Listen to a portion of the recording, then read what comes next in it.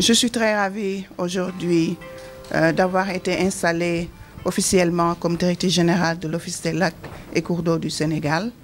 Je remercie l'ensemble du conseil d'administration, le directeur général sortant, le personnel de l'Office des lacs et cours d'eau et l'ensemble des services techniques et administratifs de l'État.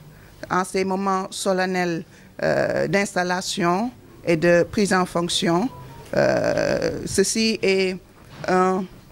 une occasion pour moi de un peu faire une rétrospective sur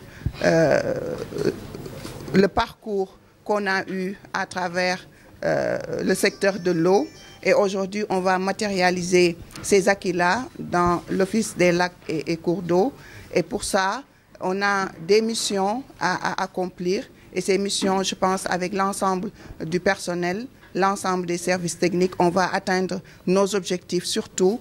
pour l'aménagement des cours d'eau intérieurs sur l'ensemble du territoire national, mais aussi pour la lutte de la prolifération et de l'éradication des végétaux aquatiques sur l'ensemble des cours et lacs intérieurs, mais aussi mettre en œuvre des stratégies pour pouvoir favoriser l'effectivité des projets aujourd'hui qui sont au niveau macro, surtout par rapport à la souveraineté alimentaire, par rapport aussi à la disponibilité de la ressource en eau dans l'ensemble du territoire sénégalais, parce que je rappelle que les prérogatives de l'OLAC, ce n'est pas seulement le lac de Guerre, c'est tous les cours d'eau sur l'ensemble du territoire, et il y a des projets très innovants et des projets très ambitieux. Certains sont en cours de réalisation et d'exécution, d'autres sont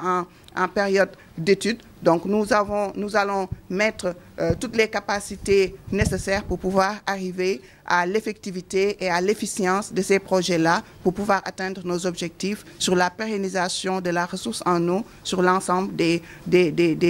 lacs et cours d'eau au niveau du Sénégal. L'OLAC a sa place dans cette vision du Sénégal prospère à travers surtout les projets, comme je l'ai dit tout à l'heure, certains qui ont été déjà réalisés et dont les résultats sont visibles, et d'autres aussi qu'on va mettre en place, qu'on va mettre en œuvre. Et je pense qu'avec la réalisation de ces projets, on va atteindre nos objectifs sur, comme je l'ai dit tout à l'heure, sur les projets innovants de l'État du Sénégal, les autoroutes de l'eau, la revitalisation des vallées fossiles. Et aujourd'hui aussi, on a un grand projet qui est le Préferlo et d'autres projets